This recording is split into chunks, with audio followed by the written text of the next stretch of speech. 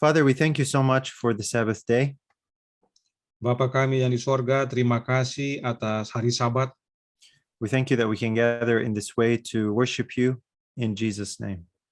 Kami berkumpul dalam cara ini dalam nama Yesus. As we open your word, we ask that you will give us your spirit that we might understand it.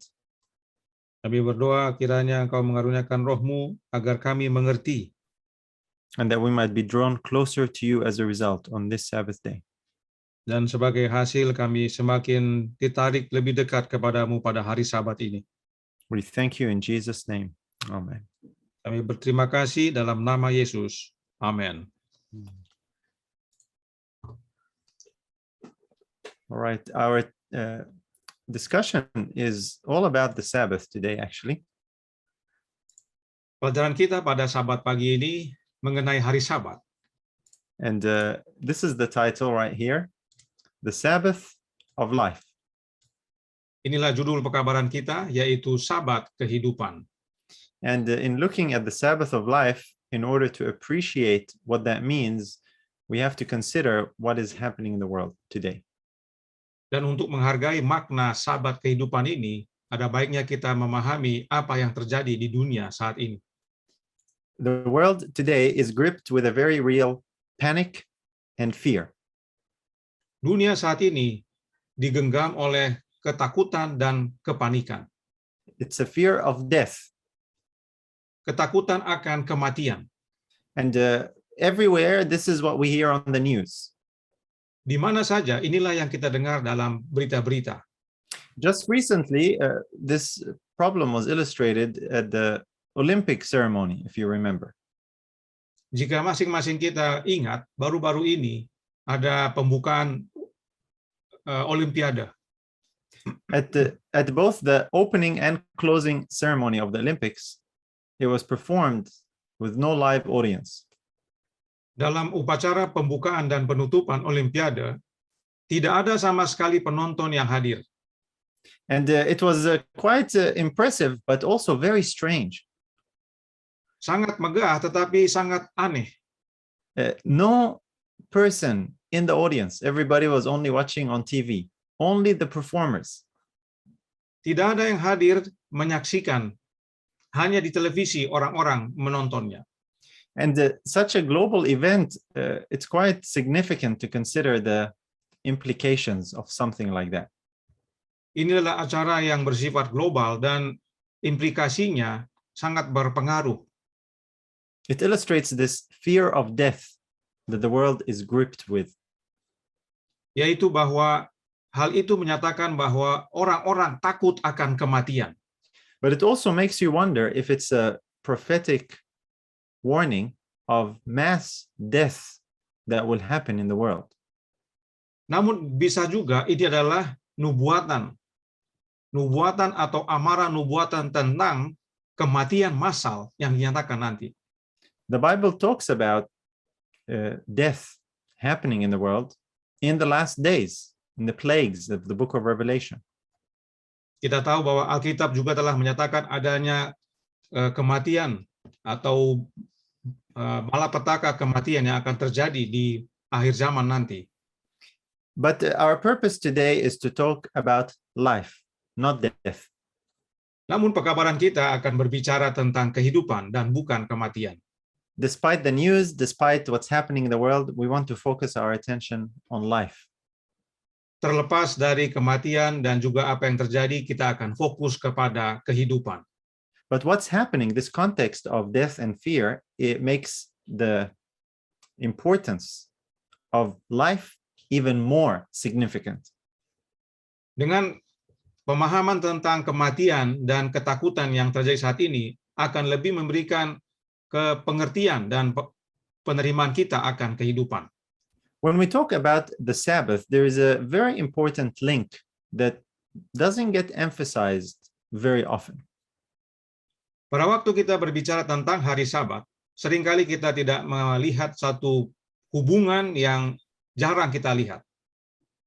And this link is what the title talks about, the Sabbath of life. Dan hubungan ini sebagaimana judul pekabaran kita, yaitu Sabat kehidupan.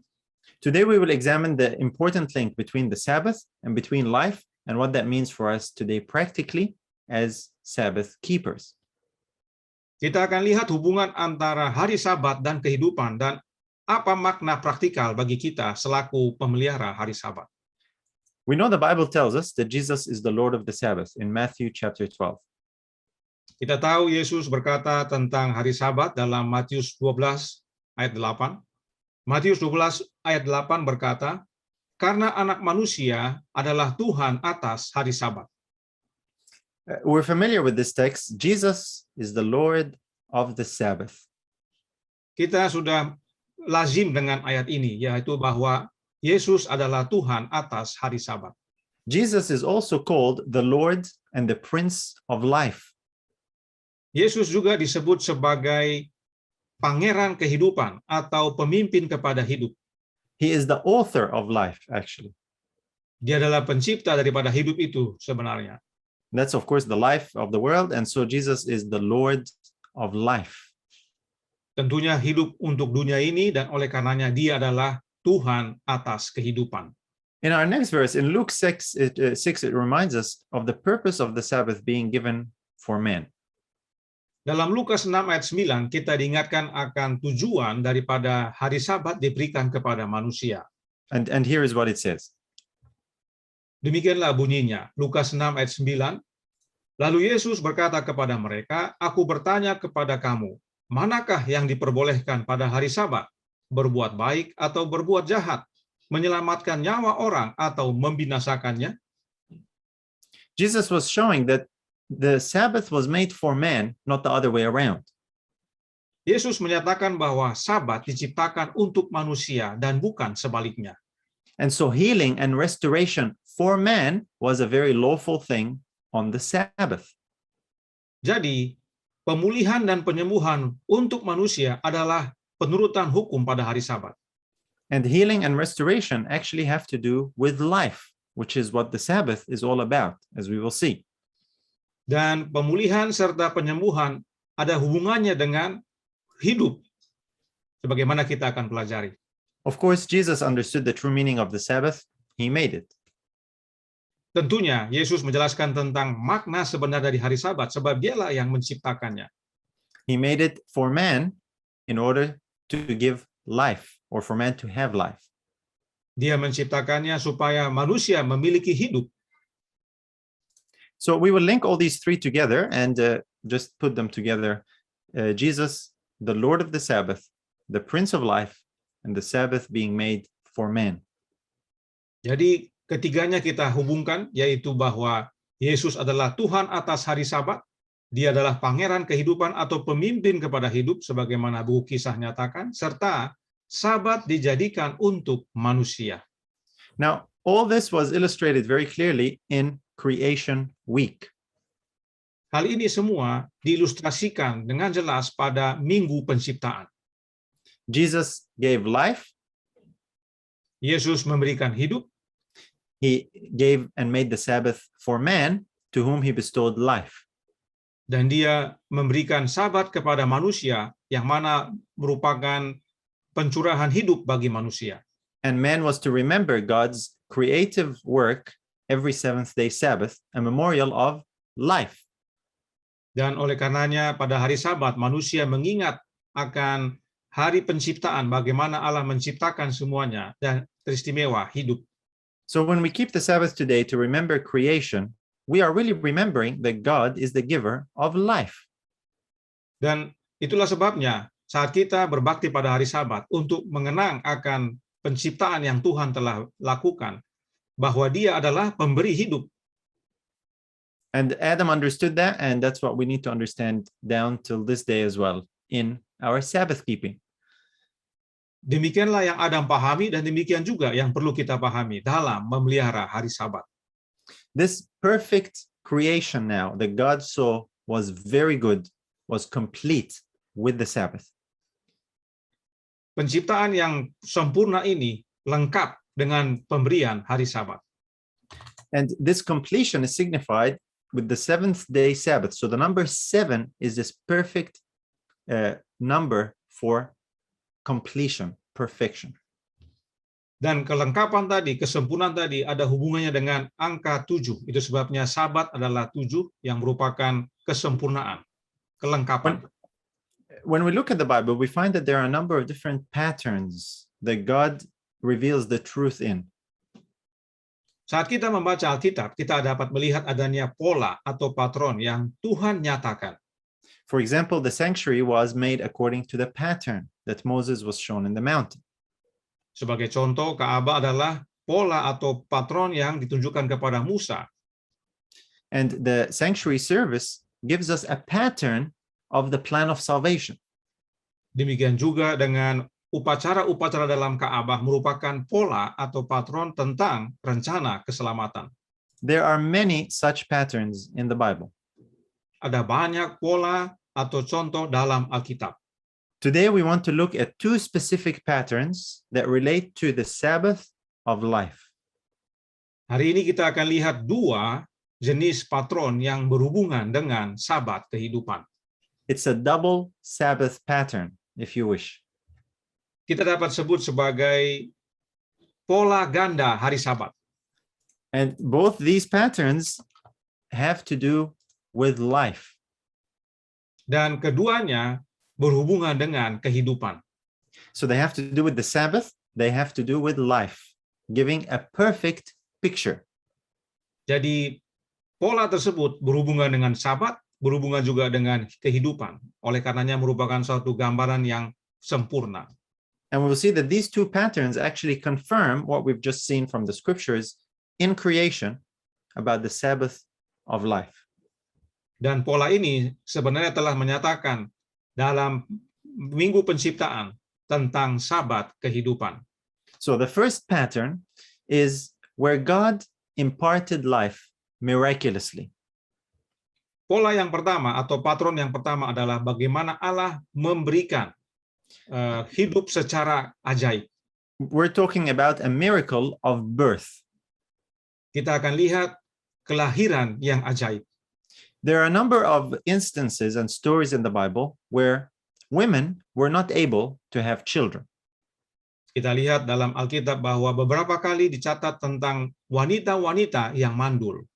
The women were barren, and God intervened with a miracle and gave them a child.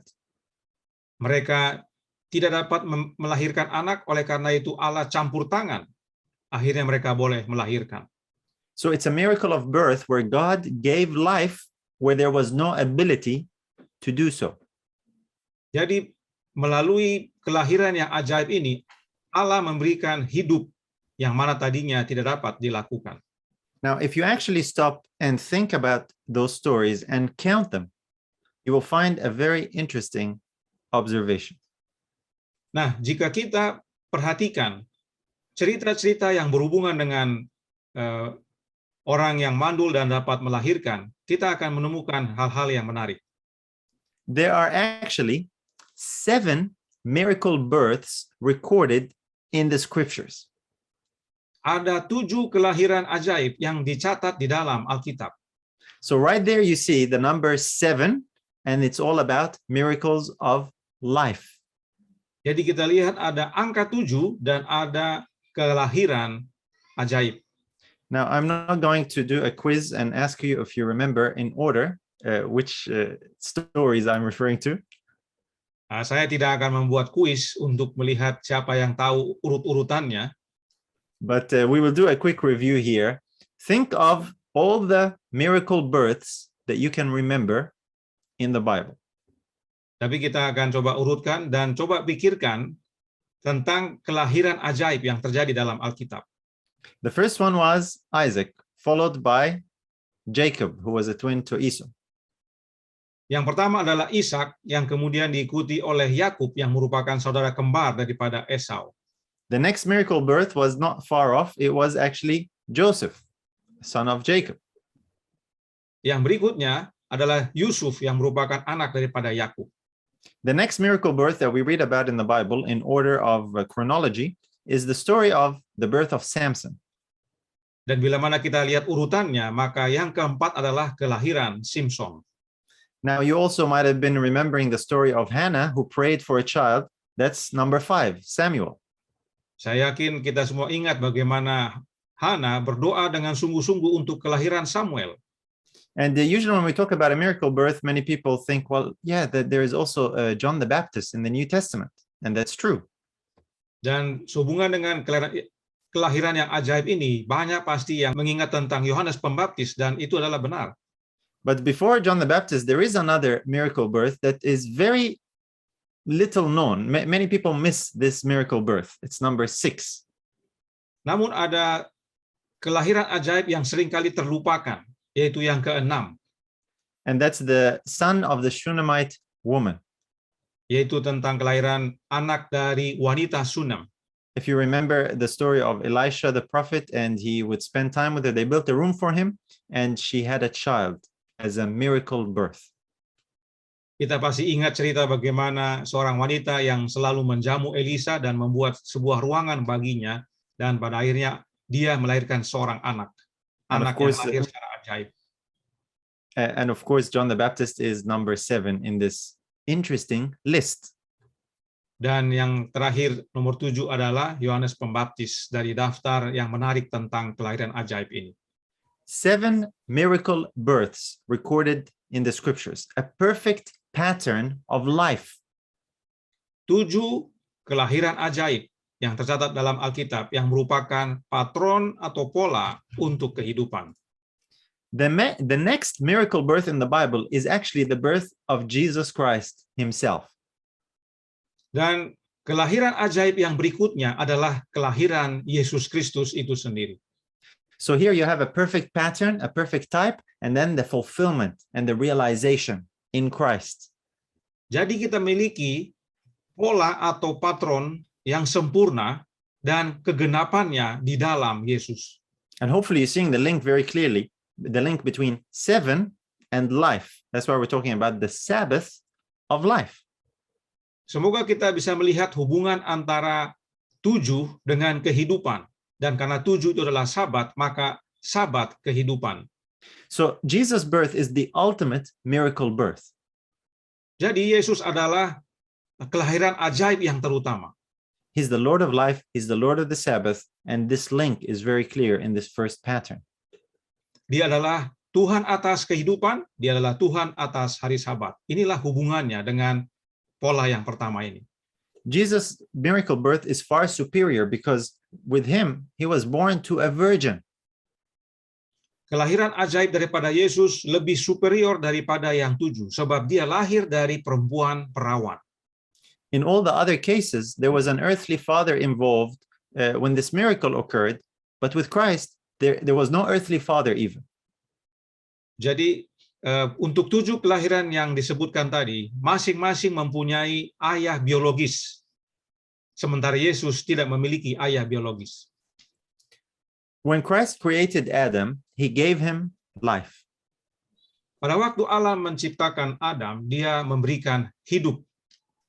And when Christ came to earth as the savior of man, he came to recreate life or to bestow life again to the children of Adam.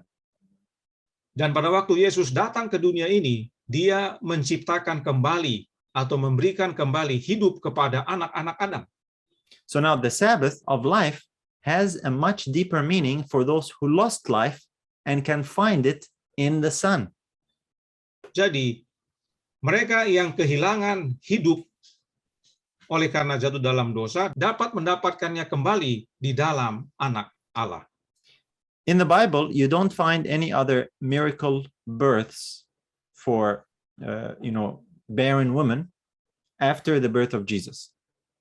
Di dalam Alkitab, kita tidak akan mendapatkan catatan lagi selain daripada yang 7 dan plus Yesus ini yang lahir dari perempuan mandul. Now, let's look at our second pattern of life, because I said there are 2 patterns. Nah, sekarang mari kita lihat pola yang kedua, karena tadi saya sampaikan ada 2 pola. And the second pattern of life is where God restored life to the dead. Dan pola yang kedua ini adalah Allah memulihkan kehidupan kepada yang sudah mati. Or in other words, a resurrection miracle where God gave life again. Atau dengan kata lain, kebangkitan ajaib di mana Allah memberikan kembali hidup itu. Amazingly enough, you will find that there is a limited number of resurrection stories and miracles recorded in the Bible. Menarik adalah karena ada beberapa catatan tentang kebangkitan atau kebangkitan ajaib ini yang tertulis dalam Alkitab. And if you count them, you will find that there are 7 resurrection miracles that we want to examine today. Dan bila mana kita hitung, ada 7 kebangkitan ajaib yang sekarang kita akan lihat.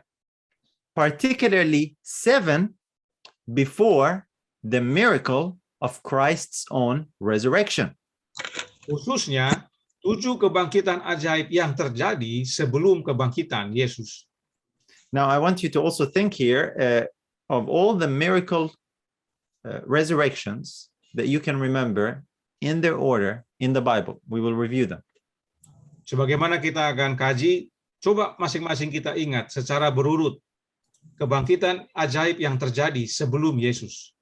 The first one is the resurrection of Moses, recorded in Jude. Yang pertama adalah kebangkitan Musa yang dicatat dalam buku Yudas. This is the first one that in point of time. Inilah yang pertama secara urutan waktu. Up until that time, as far as we are told, nobody had ever been raised from the dead before.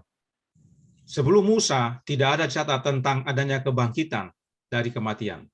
After Moses died, Christ came and raised him to life and took him to heaven.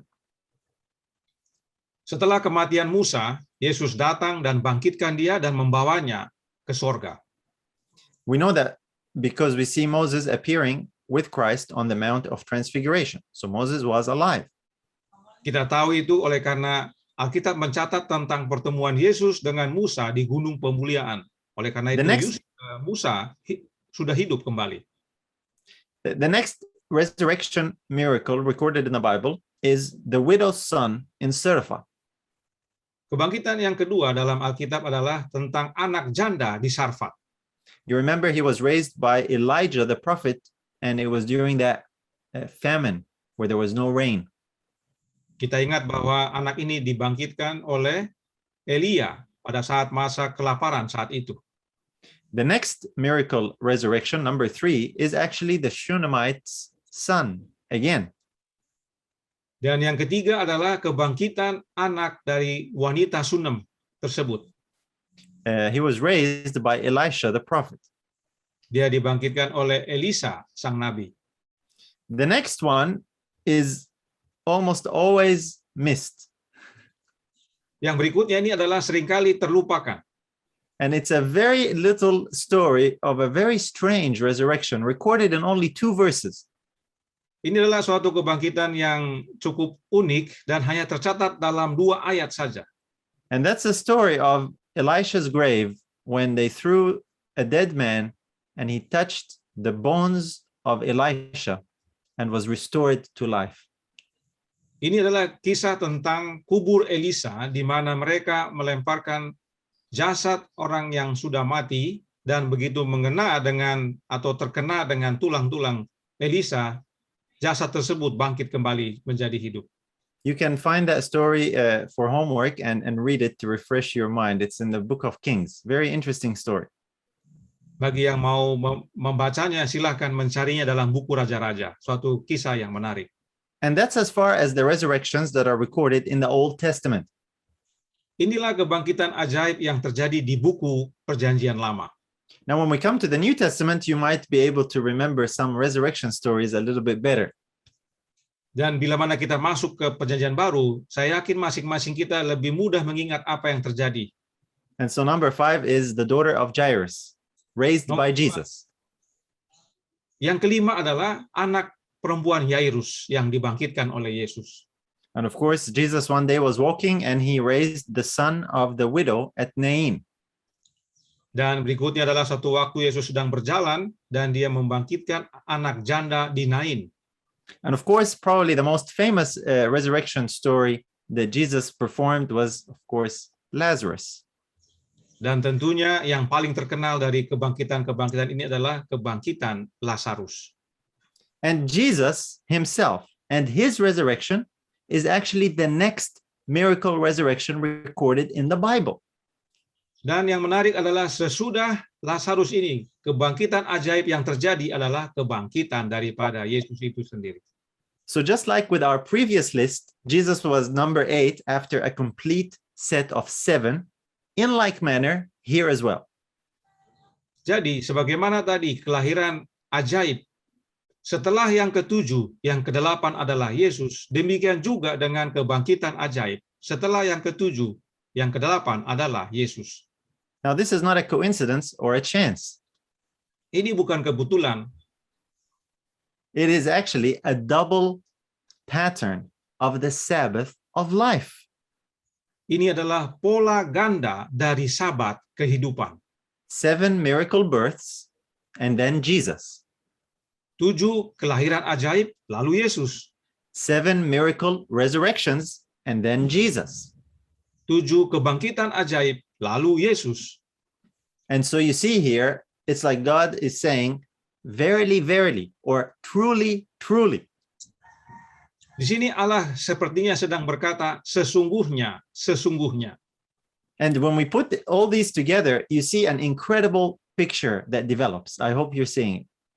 Dan bila mana kita gabungkan, kita akan melihat gambaran yang luar biasa dan mudah-mudahan saudara sekalian dapat melihatnya. A double 7 miracle, a double 7 lists of miracles that have to do with life. 7 keajaiban ganda yang ada hubungannya dengan kehidupan. The first number or the first occurrence of 7 was on the 7th day when God made the Sabbath. And so the Sabbath was the 7th day, this perfect pattern of life. Jadi 7 yang pertama adalah 7 yang mana Tuhan menjadikan hari Sabat, yaitu Sabat hari ke-7 yang merupakan suatu pola yang sempurna tentang hari Sabat atau kehidupan itu. And these 2 perfect patterns, 7 each, are a type for Christ, the Lord of the Sabbath. Dan kedua pola ini adalah merupakan pola yang sempurna untuk Yesus Kristus, who is the Prince and author of life. Yang merupakan pangeran kehidupan atau pemimpin kepada kehidupan. So you have here on the left-hand side, the miracle of Jesus' birth is a superior miracle and a fulfillment of this perfect 7. Di daftar yang pertama adalah 7 kelahiran ajaib yang merupakan gambaran atau pola sempurna daripada kelahiran Yesus nantinya, yang mana Yesus adalah yang terutama. And again, on the right-hand side, you have a perfect pattern of 7 resurrections. Jesus is the fulfillment, the greater one. Dan dalam daftar yang kedua adalah 7 kebangkitan ajaib yang mana merupakan gambaran sempurna daripada kebangkitan Yesus yang adalah yang terutama. The resurrection of Jesus is the most important resurrection in the Bible. Kebangkitan Yesus adalah kebangkitan yang terutama di Alkitab. And so as you look at this double pattern here, it's absolutely amazing. It's incredible. Dan bila mana kita lihat dua pola ganda ini adalah suatu pola yang sangat mengagumkan. And when you compare them, when you look at them, line them up together, you see some very interesting observations as well. Dan bila mana kita mengurutkannya, kita akan temukan observasi-observasi yang menarik. For example, the only person besides Christ who is in both lists is the Shunammite son. Sebagai contoh yang pertama adalah dari kedua daftar ini hanya satu yang disebutkan dalam dua daftar itu, yaitu anak daripada wanita di Sunam. He is number 6 in the miracle births, and he is number 3 in the miracle resurrections. Anak ini tercantum dalam nomor 6 dalam daftar kelahiran ajaib, dan dia terdaftar dalam nomor 3 di kebangkitan ajaib. And it's interesting that we don't have a name for him. It's because he points to the name that really matters. Yang menarik adalah dia tidak memiliki nama, kita tidak tahu namanya. Tetapi yang perlu kita ingat bahwa bukan nama yang utama dalam hal ini. Of course, he points to Jesus, and it's a symbol for us as well, because we have a miracle of life that we receive too. We will see the connection now. Sebab dia menunjukkan atau mengarahkan kita kepada Yesus Kristus yang merupakan sumber kehidupan itu. The other observations, there's many. I'll just make a few here. The other one, when you look at the first one in the lists, Ada lagi temuan yang lain. Kita lihat yang pertama dalam daftar. the first one in the list is very important. Also, the last one in the list is very important. Yang pertama dalam daftar adalah penting, dan yang terakhir juga dalam daftar juga penting. Isaac is a very important type for Christ in a number of ways, but also as a miracle birth. Ishak adalah lambang yang penting daripada Yesus, yang mana adalah gambaran tentang kelahiran ajaibnya. Moses also held the position that Christ fulfilled in a greater measure as the leader and savior of his people. Demikian juga dengan Musa, yang merupakan pemimpin besar atau penyelamat daripada umat-umatnya. And just as Moses was the first resurrection, Christ is the first resurrection of importance, or the first in primacy. It's the most important. Dan sebagaimana Ishak adalah kelahiran pertama yang penting atau terutama, demikian juga dengan Kristus kelahiran yang penting dan terutama. And another interesting observation, the last person in both lists, dan orang yang terakhir dalam kedua daftar ini pointed directly to Christ. Mengarahkan atau menunjuk langsung kepada Kristus. John the Baptist was the herald of Christ. He baptized Jesus. Yohanes Pembaptis yang merupakan juru kabar tentang Yesus, dia yang membaptiskan Yesus. Lazarus was a disciple or a believer in Christ, and he also, the miracle of his resurrection pointed to Christ as the Messiah. Dan Lazarus, murid kekasih daripada Yesus, kebangkitannya itu mengarahkan atau menunjuk langsung kepada kebangkitan Yesus. So, brothers and sisters, the Sabbath of life is confirmed for us in this double pattern of this incredible prophecy, so to speak. Jadi, saudaraku dalam Tuhan, kedua pola ganda ini merupakan suatu gambaran yang sempurna tentang kehidupan bagi kita. It's a prophecy that is weaved in time, in the experience of God's people, testifying of the Sabbath of life. Suatu nubuatan yang menyatakan bagi kita umat-umat Allah tentang sabat kehidupan. And it all centers on Christ and points to Christ as the great reality and fulfillment. Dan semuanya berpusat kepada Kristus yang adalah realitas dan kegenapannya. That's why any other day will not do. Oleh karenanya, hari yang lain tidak dapat memenuhi hal ini. The first day of the week destroys this pattern of 7. Hari pertama menghancurkan pola ini, yaitu pola 7.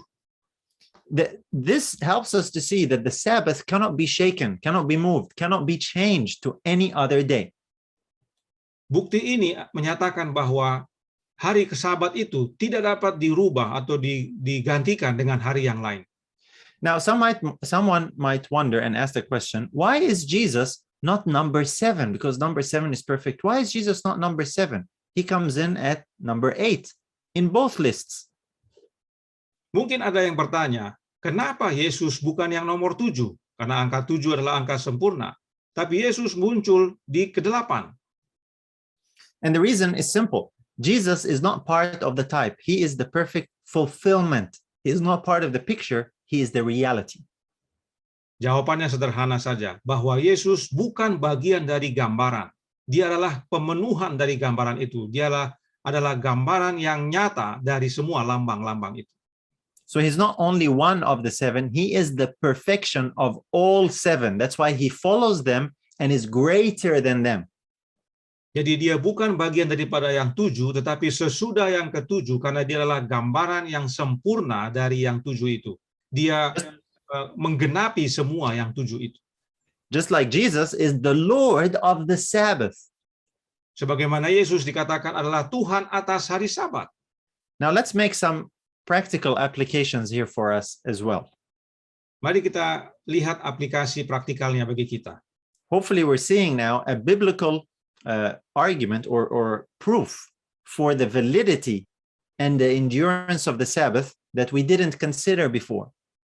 Semoga melalui ini kita melihat bagaimana keteguhan atau kekebalan akan hari Sabat yang tidak kita lihat sebelumnya. How does all of this apply to us? That's the question. Bagaimana ini semua diaplikasikan bagi kita? Itulah pertanyaannya. Because we have a miracle birth in the New Testament and a promised resurrection of life as well. Kita juga memiliki janji akan kelahiran kembali atau kelahiran ajaib, dan juga kita akan nanti alami yang disebut kebangkitan. Here is Galatians 4:28. Kita baca dalam Galatia 4 ayat 28 yang berkata, "Dan kamu saudara-saudara, kamu sama seperti Ishak adalah anak-anak janji." We are like the first one in the first list, the miracle birth, Isaac. Kita seperti anak yang pertama dalam daftar kelahiran ajaib, yaitu Ishak.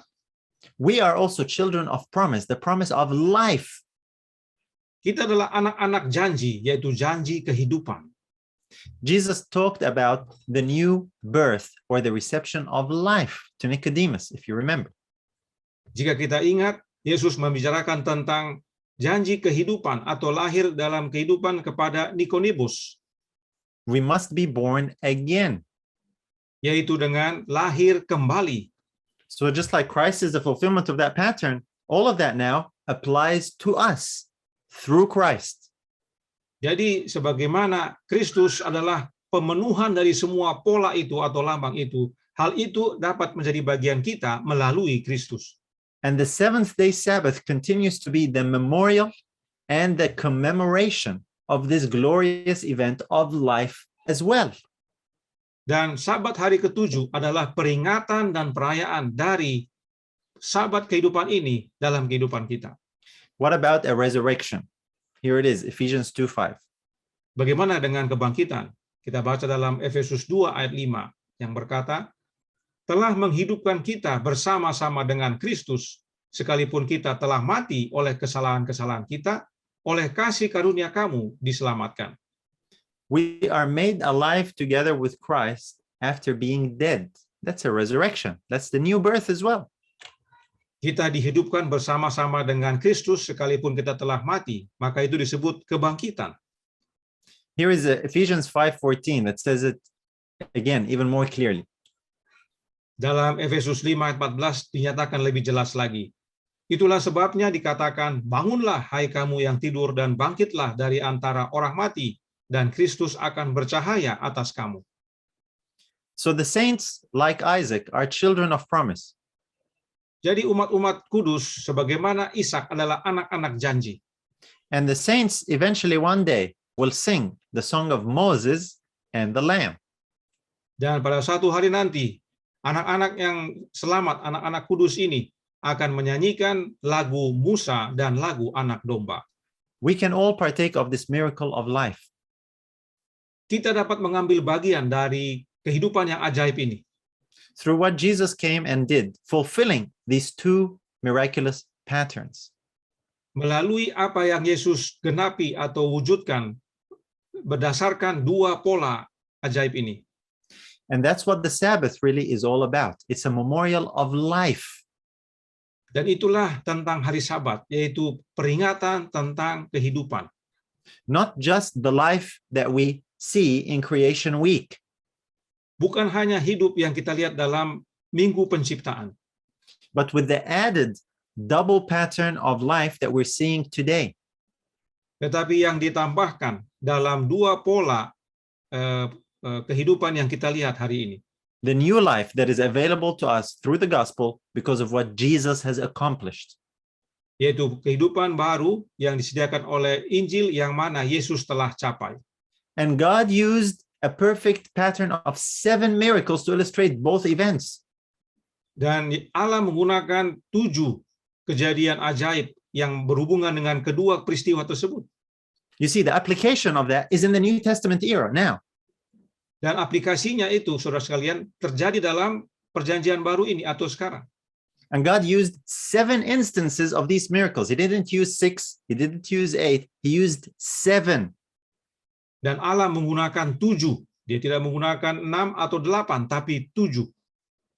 Showing us that no other day will do. It is still the Sabbath of life in the New Testament, the gospel era. Dan oleh karena pernyataan dalam perjanjian baru ini membuktikan bahwa tidak ada yang bisa menggantikan hari Sabat. Itu So tetap when, merupakan hari Sabat kehidupan. so when we put all this together, this wonderful double miracle is just absolutely amazing. I find it so amazing. Jadi bila mana kita gabungkan kedua keajaiban ganda ini, kita dapati suatu hal yang mengagumkan.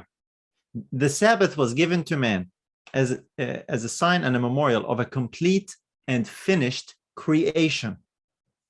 Hari Sabat diberikan Allah kepada manusia sebagai peringatan tentang penciptaan yang sempurna. The Sabbath is still also given for man as a sign of the complete and finished recreation. Hari Sabat juga diberikan kepada manusia sebagai peringatan tentang penciptaan ulang atau penciptaan kembali yang sempurna. And so the Sabbath is all about Christ, the Lord of life, the Lord of the Sabbath, who dwells in you. Jadi hari Sabat adalah tentang Tuhan atas hari Sabat dan Tuhan atas kehidupan yang tinggal di dalam hidup kita. The life that Adam lost is now restored through the second Adam. Hidup yang hilang dari Adam yang pertama menjadi bagian kita melalui Adam yang kedua. And that picture of Adam not doing any work, but on the seventh day he receives all the blessings that God accomplished. Bila mana kita ingat bahwa Adam tidak berbuat apa-apa, tapi dia terima semua apa yang Allah telah lakukan. So also the Sabbath is a sign that it's not through our work or our effort that we receive this life, this accomplished salvation that Jesus gives us. Jadi hari Sabat adalah untuk mengingatkan kita bahwa tidak ada yang kita lakukan untuk menerima apa yang Yesus telah lakukan. Bagian kita adalah terima apa yang Yesus telah capai. So keeping the Sabbath is not about something that we do. Jadi memelihara hari Sabat bukanlah tentang apa yang kita telah lakukan. It's a reminder of what God has done. Itu adalah pengingat akan apa yang Allah telah lakukan. This is the true meaning of Sabbath and the keeping of the Sabbath. Inilah makna yang sejati tentang pelihara dan kuduskan hari Sabat. So how is your Sabbath keeping today? That's the question. Pertanyaannya sekarang bagi kita adalah bagaimana kita pelihara hari Sabat? This is the application now, because everything we talked about, it's about the reception of life. Inilah aplikasinya. Sebab apa yang kita sudah bahas adalah bagaimana penerimaan kita akan kehidupan. So to keep the seventh day Sabbath holy means to receive the life that God intended the Sabbath to represent.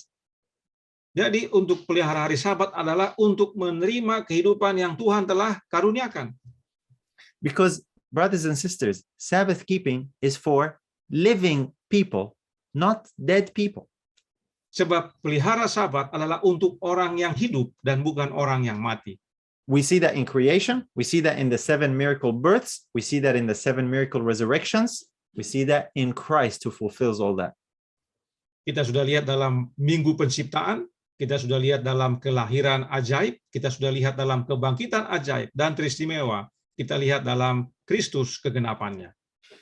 Sabbath keeping is all about having the Lord of the Sabbath, the Lord of life.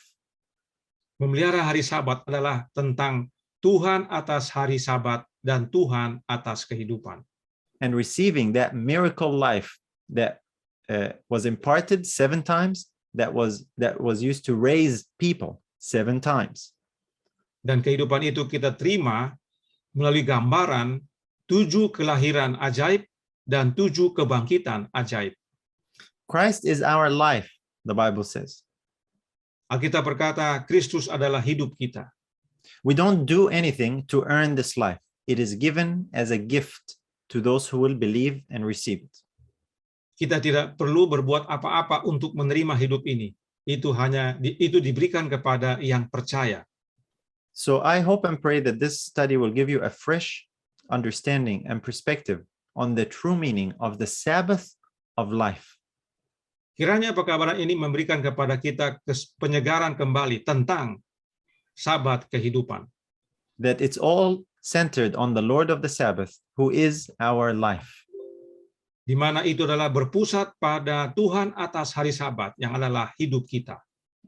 That is the true and real meaning of Sabbath keeping, the life of the Son. Itulah makna dari pemeliharaan hari Sabat yang benar, yaitu hidup Sang Anak. Let's have a word of prayer to close together. Mari kita berdoa.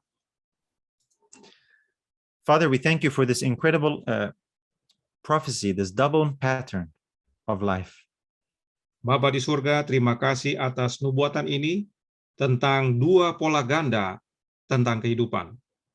We thank you that it so clearly confirms the truth of your seventh day Sabbath and what it means. Kami berterima kasih karena ini meneguhkan akan hari Sabat yang ketujuh dan apa maknanya. I pray that you will make us indeed true Sabbath keepers. Kami berdoa kiranya Engkau menjadikan kami pemelihara hari Sabat yang benar, partaking of the life of the Son, the Lord of the Sabbath. mengambil bagian daripada hidup anak Allah yang adalah Tuhan atas hari Sabat. Thank you for this beautiful gift we have in Jesus. Terima kasih atas karunia indah yang kami miliki di dalam Yesus. We ask this in his wonderful name and for his sake. Amen. Kami memohon dalam namanya yang indah. Amin.